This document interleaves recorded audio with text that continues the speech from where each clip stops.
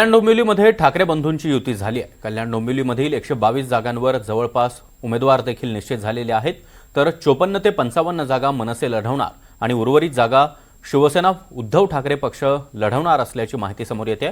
मनसेचे नेते आणि माजी आमदार राजू पाटलांनी या संदर्भात माहिती दिली आहे। या संदर्भात राजू पाटील यांच्याशी बातचीत केली आमचे प्रतिनिधी अमजद खान यांनी।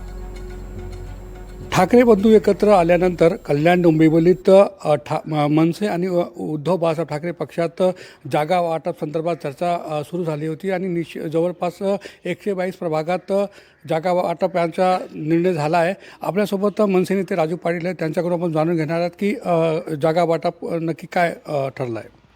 नाही, सर्वसाधारण आमच्या सगळ्या 122 जागांवर एकमत झालेले आहे।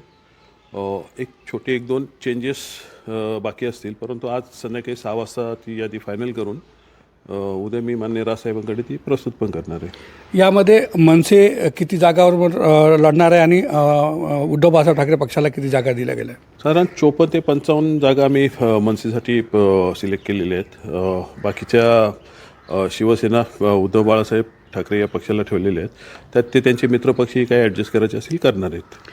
काँग्रेसचं असं म्हणणं आहे की आम्हाला अजून विचारण्यात आलं नाही आहे आणि स्वबळावाचा नारा ते देणार आहे असं त्यांची काल बैठक पार पडली। या संदर्भात काय म्हणजे मग काँग्रेसच्या नेत्यांना या संदर्भात त्यांना बैठकीत बोलवलं गेलं नाही असा त्यांचा आरोप आहे। नाही, त्या दिवशी वरुणजी सरनाईक याच ऑफिसला आले होते, तेव्हा काँग्रेसचे काही नेते इथे आले होते आणि एक प्राथमिक चर्चा पण झाली त्यांची, परंतु त्यांचा जो विषय तो सर्व शिवसेना आणि काँग्रेसशी संबंधित आहे, त्यामुळे मी त्याच्यात जास्त काही पडलो नाही। परंतु मला नाही वाटत की काँग्रेस पण भाजपला फायदा होईल अशी कुठली एखादी भूमिका घेतील, कारण सर्व एकत्र गेलो तरच सर्वांना फायदा होणार आहे, त्यामुळे ते निश्चितच तडजोड करतील कुठेतरी।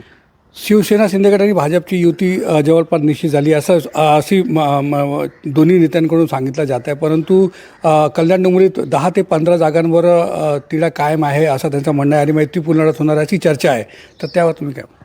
मला नाही वाटत त्यांची युती होईल।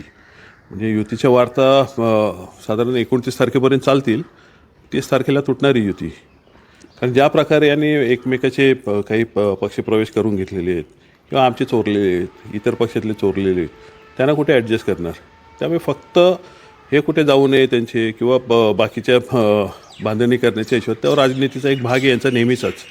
हे कुत्र्यासारखे भांडणार, आता एकत्र दाखवणार, नंतर परत तुटणार। उमेदवारांची नावे समोर येतील। कॅमेरामॅन प्रभात दाससह अमजद खान, NDTV मराठी, डोंबिवली।